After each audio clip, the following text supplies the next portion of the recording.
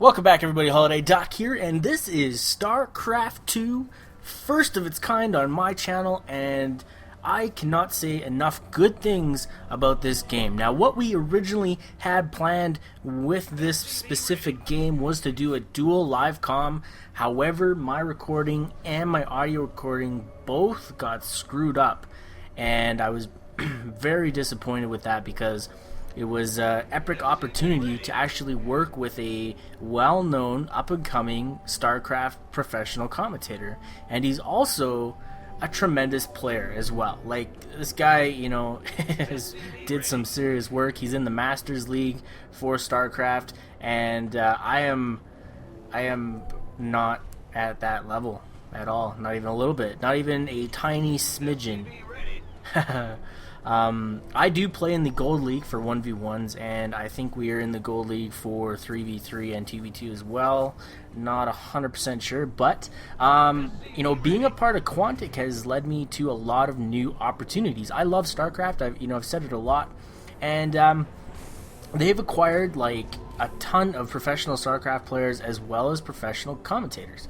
So it's going to give me an opportunity to kind of branch out and see what these other giant esport games are all about. Now, I guess if you're a newcomer to the RTS series, RTS being real-time strategy, it is all about consistent movement and always keeping things moving. And in StarCraft terms, it's called actions per minute. So I guess we'll start off this commentary with, what I've learned so far being back on this game. Now, when it first came out, I went hard for a couple weeks. I was in Platinum, and I was just about to break out of Platinum into the next highest league at that time. And then they rearranged the leagues. It got a little bit different, and I quit playing this game to pursue a more active involvement with the Call of Duty competitive community. So when that happened, I had to really step on the brakes with StarCraft, and not having any connections with people, it kind of gets boring playing 1v1. So if I'm not in it to be a professional player, it's something I didn't really feel like I needed to dedicate a tremendous amount of time to. However,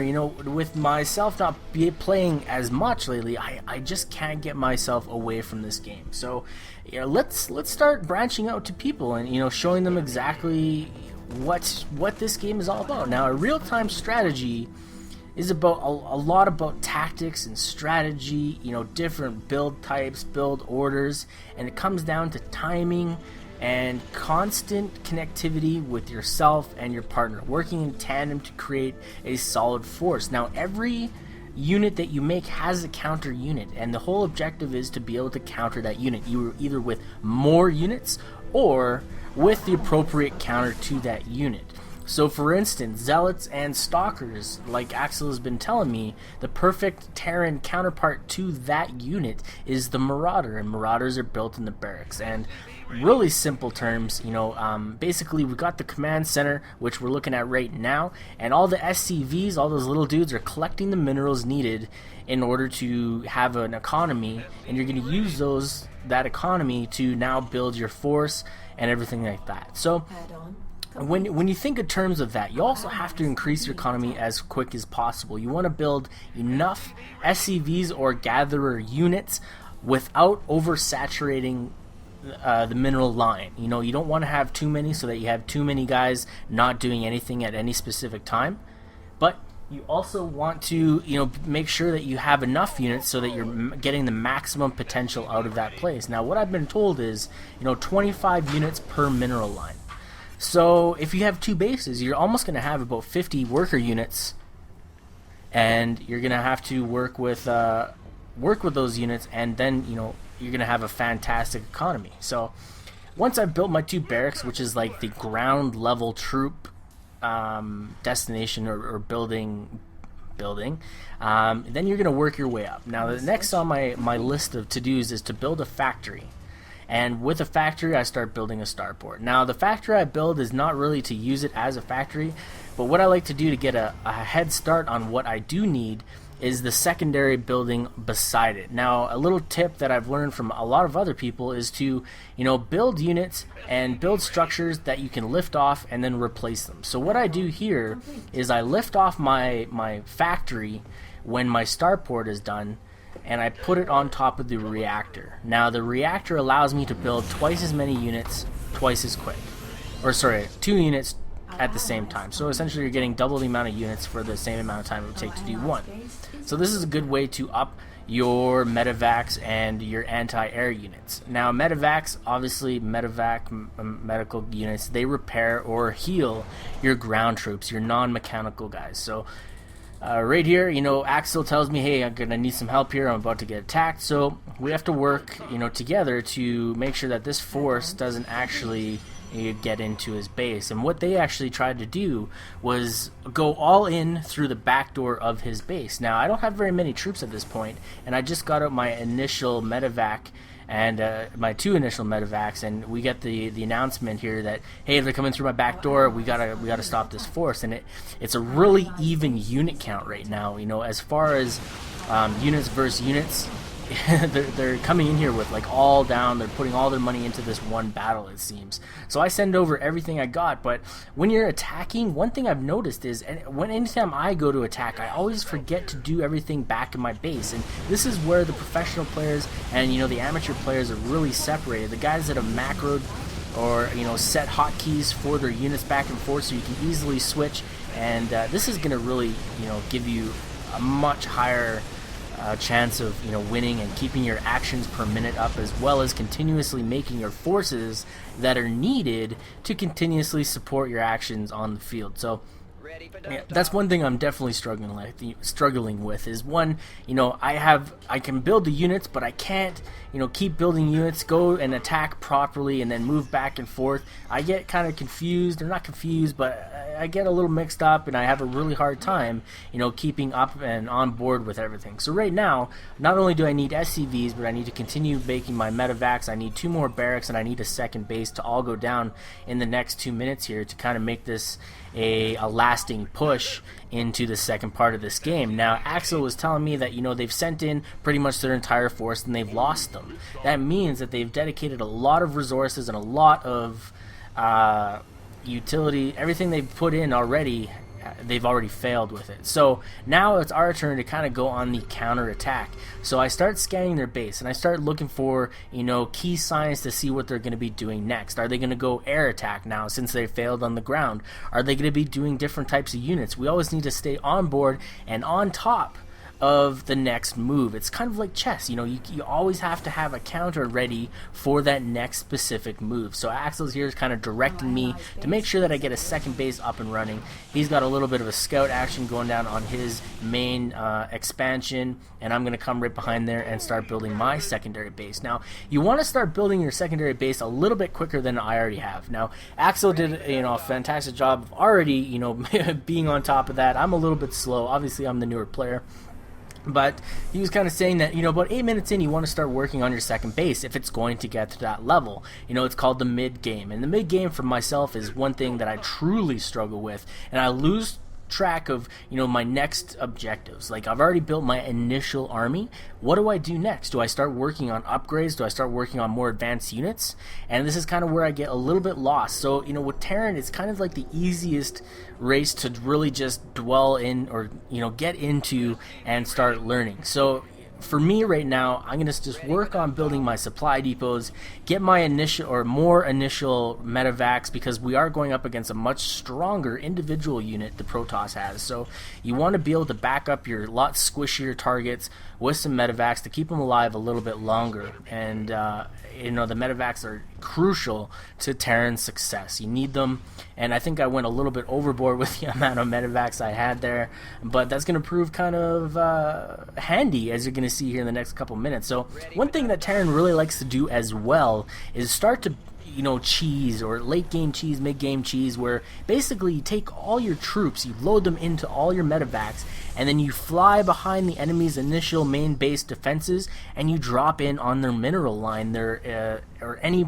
strategic place that you can get in there, and drop your units down without being attacked first. Now this is detrimental to a base and the success of your game, because if you got a whole army, or the army size that I have here, and if they go all the way behind your defenses, your forward defenses are already in the middle of the map, and my army's all the way in behind your map, you're not going to be able to do or get there in a defensive spot and fend off that attack in a good enough fashion, or quick enough to really make it easily to get away, is kind of what I'm saying. So you're going to get stuck, and it's really difficult. You know, Terran units like to do it a lot, and it's definitely one thing that I exploit quite a bit when I play against player versus player. So after I get a couple more units, I'm going to start loading them all into these medevacs. Now, it's really crucial that you don't end up getting attacked while you have all your units in the medevacs, because if your units get shot down while they're in there, they all die. So you're losing a lot of resources and a lot of army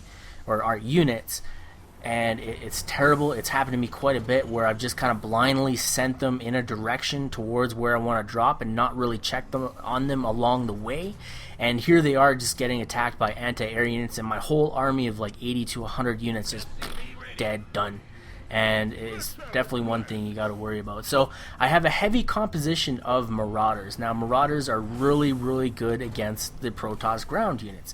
They not only slow them down with their concussive shot, but they're a heavier unit. They don't die nearly as easy, and it's a really hard force to go against, especially with the amount of medevacs that I have already attained here.